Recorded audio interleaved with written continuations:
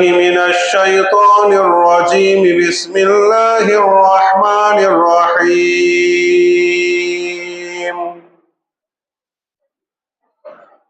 قال أفتعبدون من دون الله ما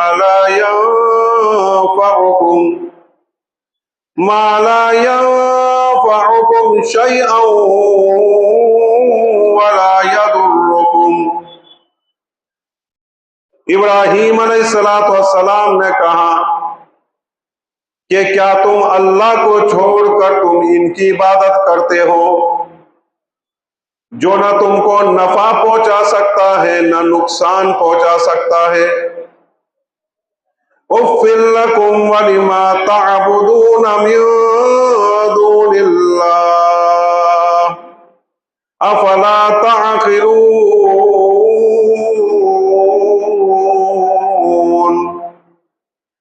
تف ہے تم پر، افسوس ہے تم پر کہ تم اللہ کو چھوڑ کر ان کی پوجا کرتے ہو۔ کیا تم غور نہیں کرتے ہو، عقل نہیں رکھتے ہو؟ قالوا حرقوه وانصروا آلهتكم إن كنتم فاعلين۔ انہوں نے کہا کہ اس کو جلا دو اور ہمارے معبود اور تمہارے معبود کی مدد کرو اگر کچھ کرنا چاہتے ہو۔ قلنا یا نار کونی بردا وسلاما علی ابراہیم۔ ہم نے کہا کہ اے آگ ابراہیم کے لیے سلامتی والی ہو جا، ٹھنڈی اور سلامتی والی ہو جا۔ وَأَرَادُوا بِهِ كَيْدًا فَجَعَلْنَاهُمُ الْأَخْسَرِينَ۔ انہوں نے ان کے ساتھ برا ارادہ کیا اور ہم نے ان کو خسارے میں ڈال دیا۔ محترم حضرات،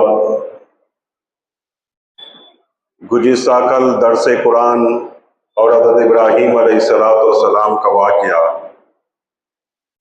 اس مقام تک پہنچا تھا کہ حضرت ابراہیم علیہ السلام کو بادشاہ نمرود کے دربار میں حاضر کر دیا گیا۔ ابراہیم علیہ السلام سے سوالات و جوابات ہوئے۔ اس میں سے ایک سوال گزشتہ کل بتایا جا چکا کہ حضرت ابراہیم نے کہا میرا خدا مارتا بھی ہے جلاتا بھی ہے۔ بادشاہ نے کہا یہ طاقت میں بھی رکھتا ہوں، اس میں کون سی بڑی بات ہے؟ ایک ایسے آدمی کو لایا گیا جس کو پھانسی دینے کا وارنٹ جاری ہو چکا تھا، اس کو قتل کر دیا، اس کو چھوڑ دیا، اور ایسا نردوش آدمی، بالکل بے قصور آدمی لایا گیا اور اس کو قتل کر دیا۔ تو بادشاہ نے کہا کہ دیکھو میں نے بھی ایک آدمی کو جلا دیا، وہ مرنے والا تھا، میں نے اس کو زندہ رکھا، اور ایک آدمی جو زندہ رہنے والا تھا اس کو میں نے مار دیا، یہ کون سی بڑی بات ہوئی؟ ابراہیم علیہ السلام نے فوراً پلٹ کر وار کیا اور کہا کہ میرا خدا تو مشرق سے سورج نکالتا ہے، مغرب میں ڈبوتا ہے، تو ایک کام کر اس کو مغرب سے نکال، سورج کو مغرب سے نکال اور مشرق کے اندر اس کو غروب کر دے۔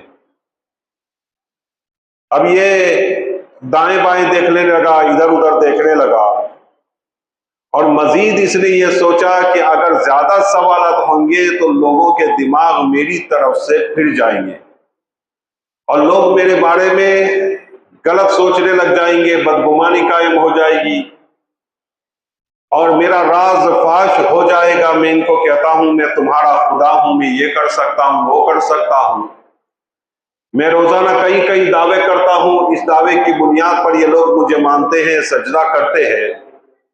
ابراہیم کے ساتھ زیادہ سوال و جوابات ہوتے رہے اور ابراہیم اسی طرح مجھے شکست دیتا رہا، تو پھر بہت سے لوگ ایسے بھی ہوں گے جو ابراہیم کے ساتھ ہو جائے اور ابراہیم کے رب پر ایمان لے آئے۔ چنانچہ اس نے جو آخری حربہ ہوتا ہے وہی استعمال کیا۔ ظالموں کا آخری حربہ کیا ہوتا ہے؟ قتل کر دینا۔ آپ دیکھیں کتنی ہی جگہ پر آپ کو ایسا ملے گا کہ فلاں آدمی کو قتل کر دیا گیا، فلاں آدمی مارا گیا، فلاں آدمی کو کچل دیا گیا، فلاں آدمی کو گولی مار دی گئی، فلاں آدمی کو جیل میں ڈال دیا گیا۔ وہ کیا ہوتا ہے؟ وہ ساری کی ساری یہی چیزیں ہوتی ہیں کہ ظالم لوگ جب ان سے بن نہیں پڑتا تو آخر میں جیل میں ڈالتے ہیں یا پھر اس کو قتل کر دیا جاتا ہے۔ جیل میں ڈال دیا جاتا ہے یا ان کو قتل کر دیا جاتا ہے۔ تو یہی حال انہی کا بھی تھا۔ ابراہیم علیہ السلام نے ابراہیم علیہ السلام کو انہوں نے کیا کہا؟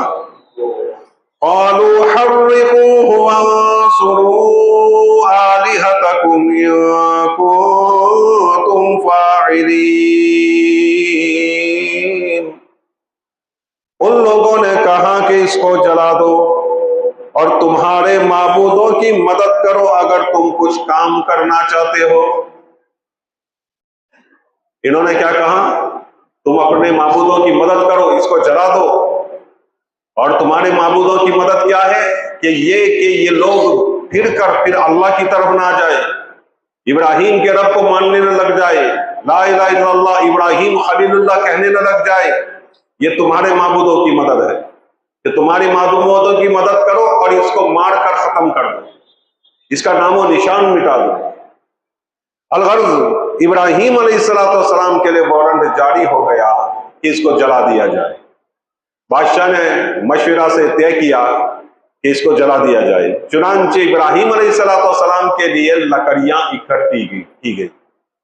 اور جب دھرم کی بات آتی ہے تو لوگ جوش و خروش سے حصہ لیتے ہیں، بڑھ چڑھ کر حصہ لیتے ہیں۔ اور جیسے ہم بہت ساری جگہوں پر دیکھتے ہیں، کہیں کچھ بن رہا ہوتا ہے تو لوگ غیر مسلموں کو دیکھتے ہیں اور اپنے آپ کو جھونک دیتے ہیں، اپنے مال و متاع دے دیتے ہیں، سب کچھ قربان کر دیتے ہیں۔ ایسے بھی حالات دیکھے ہیں، ایسے بھی واقعات موجود ہیں۔ الغرض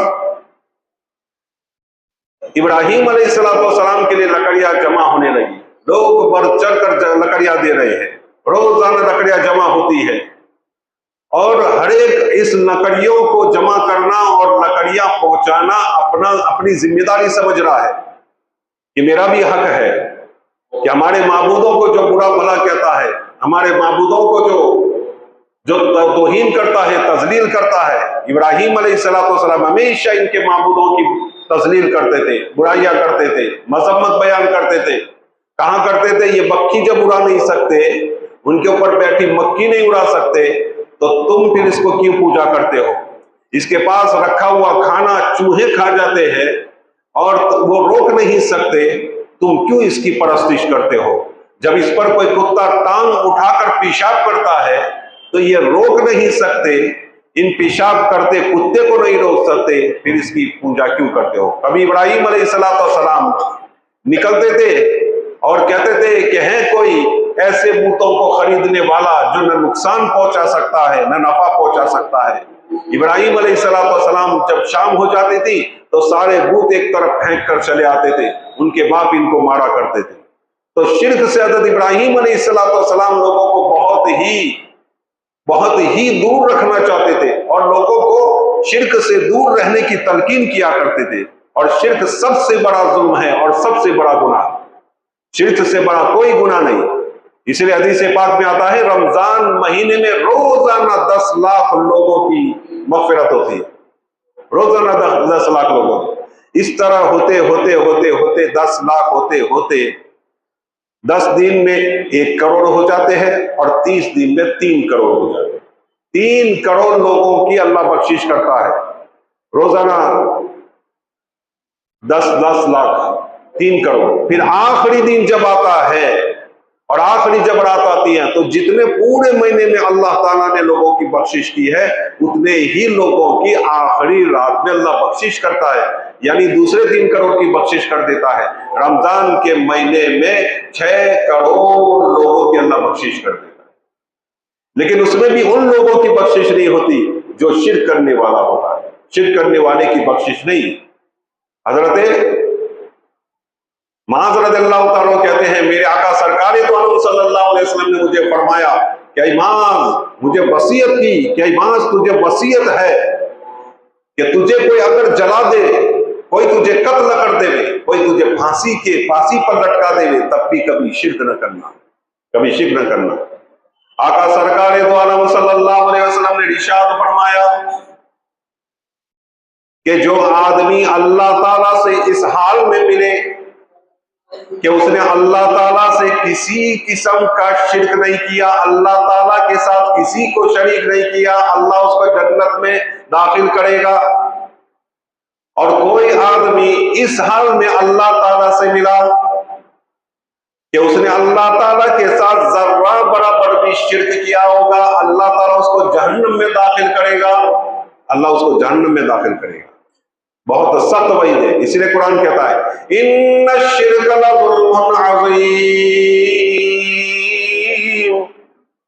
अल्लाह ताला कुरान पाक में इरशाद फरमाता है, शिर्क एक बहुत ही बड़ा जुल्म है, शिर्क बहुत बड़ा जुल्म है। इन्नल्लाह ला यग़फ़िरु अन युश्रका बिही व यग़फ़िरु मा दूना ज़ालिका लिमन यशा।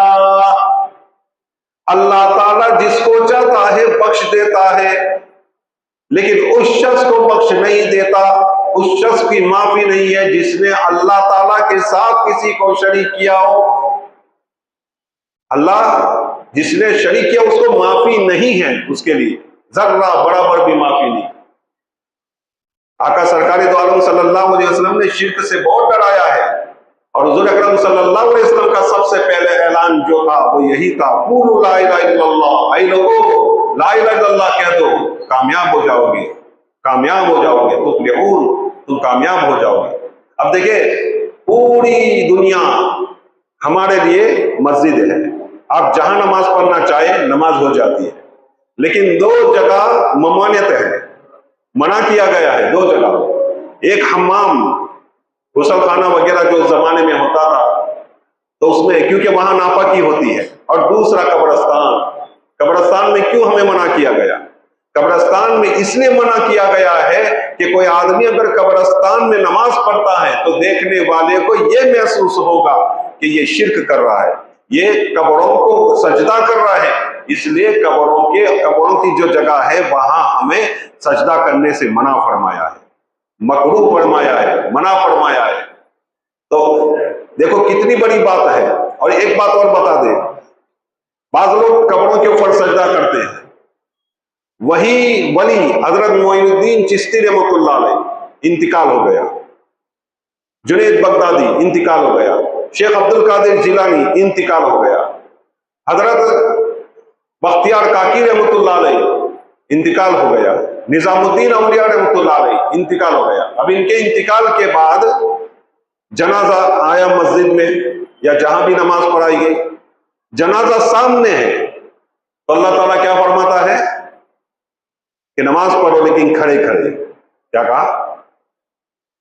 अरे अल्लाह ये तो बुजुर्ग है, अल्लाह के वली, आपके वली है, इतने बड़े नेक है, इतनी बड़ी इबादत करने वाले हैं, इतनी ज्यादा इबादत करने वाले हैं, फिर भी नहीं, खड़े खड़े नमाज पढ़ो, 4 तकबीरें पढ़ो, उसमें जो पढ़ना होता है दुरूद शरीफ और सना पढ़नी होती है और दुआए मग़फ़िरत पढ़नी होती है, वो पढ़ो और खड़े खड़े सलाम फेर दो। जरा सोचे कि एक बुजुर्ग सामने है, जमीन के ऊपर है, अभी हमें दिखाई देते हमारे सामने है, फिर भी अल्लाह ताला को हुक्म है कि उसके सामने सजदा ना करो। अब बताओ वो बुजुर्ग जब जमीन में चले जाए तो फिर सजदा की इजाजत कहां से आ गई? सजदा की इजाजत कहां से आ गई? ये है। और फिका की किताबों में लिखा है कि जब जनाजा पढ़ा जा रहा हो तो सब बनाई जाती है, पहली सब, दूसरी सब, तीसरी सब। तो इसमें यह फरमाया गया कि जितना पीछे रह सको इतना पीछे रहो। जितना मस्जिद में नमाज पढ़ने के लिए आप आए हैं, फर्ज नमाज पढ़ने के लिए, तो पहली सब इमाम के पीछे खड़ा रहना यह अफजल है, फिर दानी जानी, फिर दानी जानी, फिर बाई जानी। क्योंकि जो امام کے اوپر رحمت نازل ہوتی ہے، وہ پہلے امام کے اوپر، پھر امام کے پیچھے، پھر دائیں، پھر بائیں، اس طرح پہلی صف، دوسری صف، تیسری صف، یہ رحمتیں بڑھتی جاتی ہیں، رحمتیں مصلیوں کے اوپر گرتی جاتی ہیں۔ لیکن جنازہ نماز پڑھنے کے لیے جا رہے ہیں، جنازہ کے لیے جا رہے ہیں، نماز پڑھنا ہے، تو کیا فرمایا کہ جتنا پیچھے رہ سکو اتنا پیچھے رہو، آگے نہیں۔ آگے رہتے ہو کوئی بات نہیں، لیکن افضل یہ ہے، اچھا یہ ہے کہ آدمی پیچھے کھڑا رہے۔ کیوں؟ شرک کی بو، کہ جنازہ سامنے ہے، تو جنازہ سامنے ہے تو تھوڑی سی شرک کی بو ہے، تم شرک نہیں کر رہے ہو لیکن اس میں شرک کا شائبہ ہے، لاش پڑی ہوئی ہے، میت پڑی ہوئی ہے، اس کے سامنے تم کو نماز پڑھنا ہے، تو بہتر ہے کہ پیچھے نماز پڑھے، پیچھے نماز پڑھے۔ تو شریعت مطہرہ نے شرک کے بارے میں اتنی زیادہ احتیاط کی ہے کہ آدمی احتیاط سے کام لے۔ الغرض تو شرک سے اللہ تعالیٰ ہم سب کی حفاظت فرمائے، ہمیں چھوٹے سے چھوٹے شرک سے بھی بچنا چاہیے، شرک سے بہت دور رہنا چاہیے۔ اور ہماری یہ برادری ہے، الحمدللہ، جب بٹوارا نہیں ہوا تھا، یہاں سے ہماری برادری پڑوس کے ملک میں چلی گئی، اور کہتے ہیں کہ 70% چلی گئی، آدھے سے اوپر وہاں چلی گئی، اور وہاں رہ رہی ہے۔ پھر وہاں جا کر ان کے حالات بگڑے، وہ بگڑے الگ بات ہے، لیکن یہاں جب تک تھے ہم سب، ہمارے باپ دادا، وہ اگرچہ کچھ بدعتی کام کرتے تھے لیکن کبھی قبر پرستی نہیں کرتے تھے، سجدہ نہیں کرتے تھے۔ یہ بات بڑوں سے سنی ہے، یہ بات بڑوں سے سنی ہے کہ ہماری برادری کے اندر اللہ تعالیٰ نے توحید کو کوٹ کوٹ کر بھر دیا ہے، کسی کے سامنے جھکتے نہیں ہیں، چاہے کوئی بھی ہو، چاہے کیسا بھی ہو۔ الغرض تو الحمدللہ ہمارے اندر توحید ہے، اور پہلے سے ہمارے باپ دادوں نے یہ توحید کی بنیاد ڈالی ہے، اور کبھی ہمارے اندر شرک نہیں آئی، پوجا جیسی کوئی بات نہیں آئی۔ ہاں، بدعت کی کچھ کام ہو جاتے تھے اور کر لیتے تھے، بات ہو رہے ہیں، لیکن سجدہ کرنا، قبر کو پوجنا، قبروں کے سامنے سجدہ کرنا، یا کوئی شرک جیسی، کوئی بدعت جیسی ایسی کام کرنا، یہ ہماری برادری کے اندر آج تک نہیں ہے، ابھی تک نہیں ہے۔ اور اللہ تعالیٰ قیامت تک ہم کو اور ہماری نسلوں کی نسلوں کو اللہ تعالیٰ شرک سے محفوظ فرمائے اور توحید کے پرستار بنائے۔ الغرض ابراہیم علیہ السلام کے لیے اکٹھی کی جا رہی ہے لکڑیاں، اور جوک در جوک لکڑیاں لا رہی ہے۔ بعض کتابوں میں یہ بھی لکھا ہے کہ ایک بہت بڑی باؤنڈری تھی، دیوار ہے، دیوار لگی ہوئی تھی، اس دیوار میں اوپر چڑھ کر لوگ ڈالتے تھے، اوپر چڑھ کر اوپر چھت نہیں تھی، اور دیواریں چاروں طرف بنی ہوئی تھی، اور سیڑھیوں پر چڑھتے تھے اور اس میں ڈالتے رہے، 1 مہینے تک ڈالتے رہے۔ بعض لوگوں نے اس سے بھی زیادہ لکھا ہے، بہت زیادہ بھی لکھا ہے، لیکن اکثر کتابوں میں یوں ہے کہ 1 مہینے تک سے 40 دن تک یہ لکڑیاں ہی جمع کرتے رہے، لکڑیاں ہی جمع کرتے۔ جب لکڑیاں جمع ہو گئی تو بادشاہ نے حکم دیا کہ اس کو اب جلا دیا جائے، اس کو جلایا جائے۔ جلانا شروع کیا، 7 دن تک جلاتے رہے، یہاں تک کہ اس کے شرارے اونچائی تک جانے لگے، شعلے اونچائی تک جانے لگے۔ کتابوں میں یوں ہے کہ اوپر سے کوئی پرندہ گزرتا تھا اور جل بھن کر نیچے گر جاتا تھا، اور کوئی کئی میٹر تک اس کے پاس نہیں جا سکتے تھے۔ آگ اتنی گرم تھی، اتنی خطرناک تھی، کوئی پاس جانے کے لیے تیار نہیں۔ ابراہیم علیہ السلام کو لایا گیا کہ اب ان کو یہاں ڈال دیا جائے، لیکن پاس کون جائے، کیسے جائے؟ ابراہیم علیہ السلام سے کہا کہ آپ چلے جائیں۔ کہا کہ میں کیوں جاؤں بھائی، آپ نے وارنٹ جاری کیا ہے اور آپ کو اندر ڈالنا ہے، میرا کوئی شوق تھوڑی ہے، میں تھوڑی اندر جاؤں گا، خودکشی تھوڑی میں کروں گا۔ اس ایک بات معلوم ہو، یہ خودکشی ایک بہت خطرناک چیز ہے۔ ہمارے بزرگان دین نے اور شریعت مطہرہ نے خودکشی کرنے سے ہمیں منع فرمایا ہے، اور کتابوں میں حدیث پاک میں یہ ملتا ہے، جو آدمی خودکشی کرتا ہے اس کو قیامت تک ایسا ہی عذاب دیا جائے گا۔ مان لو کسی نے گلے میں پنڈا ڈال دیا تو قیامت تک اس کو یہی سزا دی جائے گی کہ اس کو پھندے سے فرشتے لٹکائیں گے، اور وہ پھندے سے جھولے گا اور تڑپے گا، اس کی رگ رگ سے اور اس کی نس نس سے روح نکلے گی، پھر وہ ٹھنڈا ہو جائے گا تو پھر اس کو اتارا جائے گا، اور پھندے کے ساتھ اس کو پھر لٹکایا جائے گا اور قیامت تک اس کو یہ سزا دی جائے گی۔ کوئی آدمی دوا کھا کر مر گیا، اور دوا کھانے سے کیا ہوتا ہے؟ آدمی جب دوا کھا لیتا ہے تو کیا ہوتا ہے؟ اس کا اندر کا جتنا بھی چیز، جتنی بھی بڑے بڑے اسپیئر پارٹ ہے اور بڑے بڑے جو جگر ہے، پھیپھڑا ہے اور بڑی بڑی چیزیں ہیں، ہارٹ ہے وغیرہ وغیرہ، یہ سب جل جاتا ہے۔ ایسڈ پی لو، کوئی ایسڈ پی لیتا ہے، کوئی چوہے کی دوا پی لیتا ہے، یا کوئی اینٹی بائیوٹک گولیاں کھا لیتا ہے وغیرہ وغیرہ، یا کوئی نیند کی گولیاں کھا لیتا ہے، تو اس سے آدمی کو کیا ہوتا ہے؟ آدمی کے اندر کی پوری دنیا جل جاتی ہے، پھر وہ چند دنوں کے سوا زندہ نہیں رہتا، اور جتنے بھی روز وہ زندہ رہتا ہے بہت ہی تڑپتا ہے، یعنی دنیا ہی سے اس کو سزا اور عذاب شروع ہو جاتا ہے۔ اتنی اس کو جلن ہوتی ہے، اتنی جلن ہوتی ہے کہ وہ کہتا ہے کاش کہ میں یہ نہ کرتا، کاش میں خودکشی نہ کرتا، کاش میں یہ دوا نہ پیتا وغیرہ وغیرہ۔ ہمارے استاد حضرت مفتی ابراہیم صاحب آچودی رحمت اللہ علیہ، ہمارے استاد محترم ہے، وہ فرمایا کرتے تھے کہ میری ماں رات کو جب فجر کا وقت ہوتا تھا تو بہت ساری عورتیں جاتی تھی پانی بھرنے کے لیے، اس زمانے میں کنویں پر بھرا جاتا تھا پانی، تو میری والدہ کیونکہ تہجد کی پابند تھی اس لیے جلدی جاتی تھی، تو وہ فرماتی تھی کہ میں نے کئی مرتبہ دیکھا ہے کہ ایک عورت کنویں سے نکلتی ہے اور دوری تک جاتی ہے، پھر دوڑ کر پھر اس کنویں میں گر جاتی ہے اور مر جاتی ہے، پھر نکلتی ہے اور پھر وہ اندر جاتی ہے اور گر کر مر جاتی ہے، قریب جا کر دیکھتے وہ دکھائی نہیں دیتی۔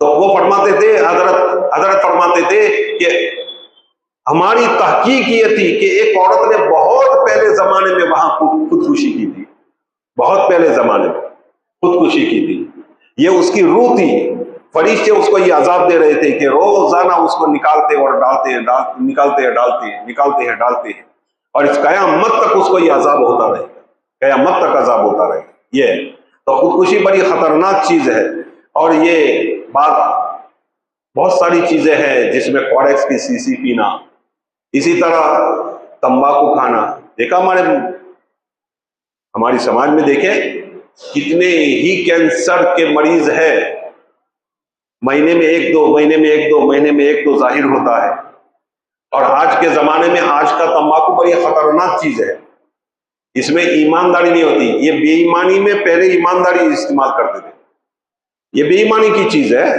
یہ گٹکا بنانا یا یہ مسالے بنانا یہ بیمل ہے اور دوسری چیزیں ہیں، یہ بے ایمانی کی چیز ہے، لیکن اس بے ایمانی میں بھی پہلے ایمانداری سے وہ بناتے تھے، اب وہ بے ایمانی میں اور زیادہ بے ایمان ہو گئے کہ شاید ان کو ٹاسک دیا گیا ہو کہ ایسی ایسی چیزیں ملاؤ کہ جلد سے جلد یہ لوگ مرے، ایسی ایسی چیزیں ملاؤ کہ ان کے بچے پیدا نہ ہو، ایسی ایسی چیزیں ملاؤ کہ جو اولاد پیدا ہونے کے جراثیم ہوتے ہیں وہ جراثیم ان کے مر جائیں، اور دنیا سے اور بلکہ ہندوستان کی دھرتی سے ہزاروں لوگ قتل ہو جائیں، مر جائیں، اور یہ جو سنکھیا بڑھ گئی ہے، یہ تعداد بڑھ گئی ہے، تعداد کم سے کم ہونی چاہیے، تو یہ ان کی کوشش رہی ہے، اور یہ نیو ورلڈ آرڈر جو ہے، نیو ورلڈ آرڈر میں یہی باتیں لکھی ہوئی ہے کہ اتنے سالوں میں یہ کر کے یا جنگ کر کے یا کچھ بھی کر کے اتنے لوگوں کو مار ڈالو، اتنے لوگوں کو مار ڈالو۔ یہ کورونا وائرس کیا تھا؟ یہ لوگوں کو مارنا تھا، یہ ڈرے ہوئے ہیں، گھبرائے ہوئے ہیں کہ سنکھیا اتنی بڑھ گئی، تعداد اتنی بڑھ گئی تو کھانا کہاں سے لائیں گے، غلہ کہاں سے لائیں گے وغیرہ وغیرہ۔ 1956 میں ایک اخبار میں لکھا تھا، اخبار میں شائع ہوا تھا کہ 2000 کا سال آتے آتے دنیا سے راشن ختم ہو جائے گا، غلہ ختم ہو جائے گا، لوگ بھوکے مریں گے، کچھ غلہ نہیں رہے گا۔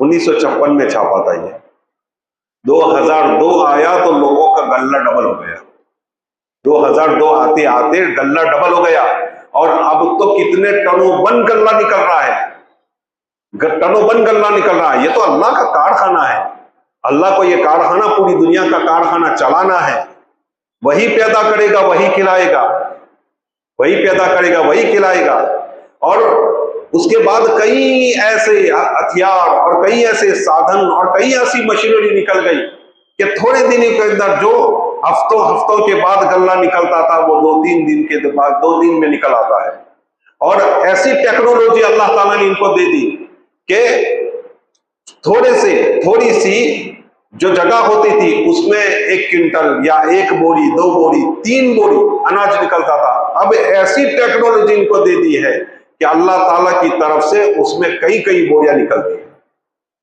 اور ایسی ٹیکنالوجی ہے کہ پہلے گائے دودھ دیتی تھی 5 کلو، اب ایسی ٹیکنالوجی آ گئی ہے کہ 15 20 کلو دودھ دیتی ہے. تو اللہ تعالیٰ نے اناج بڑھا دیا کہ گھٹا دیا؟ بڑھا دیا. اور ان کے جتنے بھی یہ ریسرچ کرنے والے تھے ان کی ساری باتیں غلط ثابت ہوئی. تو الغرض یہ تو اللہ کا کارخانہ ہے، اللہ ہی چلائے گا. اب دیکھیں، میں عرض کر رہا تھا کہ خودکشی ایک بہت بری چیز ہے، اور یہ تمباکو کھانا وغیرہ یہ بھی خودکشی ہے. تمباکو جو لوگ کھاتے ہیں یہ بھی خودکشی ہے. ایک آدمی دوا پی لیتا ہے، ایسڈ پی لیتا ہے، یا کوئی اور چیز پی لیتا ہے، یا گلے میں پھنڈا ڈال کر خودکشی کر لیتا ہے، تو وہ ایک دم سے 2-4 منٹ کا کھیل ہوتا ہے، 5 منٹ 10 منٹ کا کھیل ہوتا ہے اور آدمی مر جاتا ہے. لیکن تمباکو کھانے والا اپنے آپ کو آہستہ آہستہ مارتا ہے، آہستہ تھوڑا مارتا ہے. یہ ایک دم سے مار دیتا ہے، یہ تھوڑا مارتا ہے. مارتا تو دونوں اپنے آپ کو ہے، یہ بھی مارتا ہے جھولے پر لٹکنے والا، اور یہ تمباکو کھانے والا بھی مارتا ہے. دونوں مار رہا ہے. یہ بھی خودکشی کر رہا ہے، یہ بھی خودکشی کر رہا ہے. یہ ایک دم سے خودکشی کر رہا ہے، یہ آہستہ خودکشی کر رہا ہے. تو جو تمباکو میں مرنے والا ہے، اللہ حفاظت کرے، اللہ حفاظت کرے. میرا یہ بول غلط ہو، جو تمباکو کھا کر مرنے والا ہے وہ خودکشی کرنے والا ہے.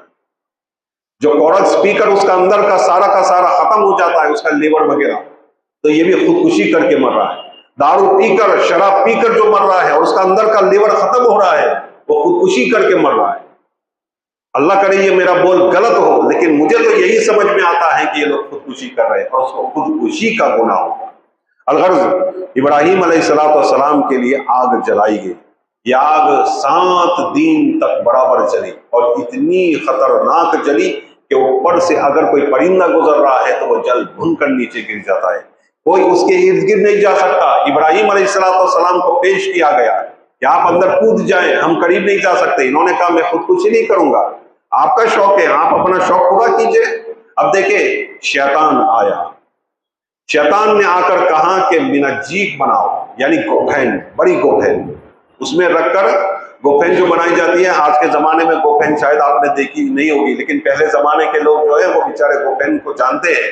جو یہ چڑیوں وغیرہ کو بھگانے کے لیے وہ گوپھین سے پتھر ڈالتے تھے اور چڑیوں کو بھگاتے تھے وغیرہ وغیرہ. اور جس کو چلاتے آتے ہیں وہ اتنی خطرناک چلانے والے ہوتے تھے کہ آدمی سامنے والے کو مارے تو مر جاوے. گولی سے بھی زیادہ تیز اور خطرناک ہوتے. الغرض چلانے والے الگ قسم کے لوگ ہوتے تھے. اب یہ ساری چیزیں ہمارے معاشرے سے ختم ہو رہی ہے. یہ لاٹھی چلانا اور دوسری چیزیں، کراٹے سیکھنا، یہ سارے ہمارے اللہ کے نبی صلی اللہ علیہ وسلم نے یہ ساری چیزیں ہمیں بتائی ہے. ہمیں کہاں ہے گھوڑ سواری سیکھنا اور اسی طرح دوڑ لگانا. یہ ہماری صحت کے معاملے ہیں، ہماری صحت کے راز ہے. اللہ کے نبی صلی اللہ، میں انشاءاللہ آگے چل کر یہ ساری چیزیں آپ کو بتائیں گے کہ اللہ کے نبی صلی اللہ علیہ وسلم نے کون سے کھیل ہمیں سیکھنے کو کہا گیا ہے اور کون سے کھیل سیکھنا ہمارے لیے بہت ضروری ہے. الغرض شیطان نے آیا اور ایک آدمی تھا ہیزن، جو اعرابی تھا، اس نے کہا میں گوپھین بناؤں گا. اس نے گوپھین بنائی، اور تفسیروں میں یہ بھی لکھا ہے کہ اللہ تعالیٰ نے جب اس نے یہ گوپھین بنائی تو اس کو زمین میں اللہ تعالیٰ نے ڈھسا دیا. الغرض گوپھین بن گئی. ابراہیم علیہ السلام کو زبردستی اس میں بٹھا دیا گیا. اب ڈالنے کے لیے وہ تیار ہے. انشاءاللہ کس طرح ڈالا گیا اور کیسا کیا معاملہ ہوا